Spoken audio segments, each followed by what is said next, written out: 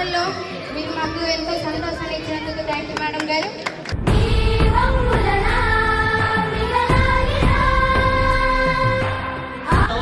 మీ అందరి అమ్మల అకౌంట్లో పడేవి కదా.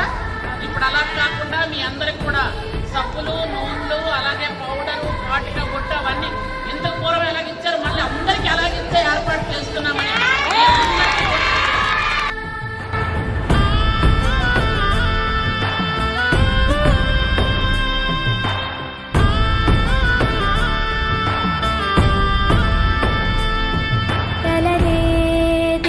ముఖ్యమంత్రి గారు మాకు ఒక ఆదేశాలు ఇచ్చారు. డోలీలు ఎక్కువగా మోతలు ఎక్కడున్నాయో ఆ రోడ్లు ఎలా ఉన్నాయో ఒకసారి అబ్జర్వ్ చేయమన్నారు. అలాగే మా కార్యకర్తలు కానీ మా లీడర్లు కానీ అబ్జర్వ్ చేసి నాకు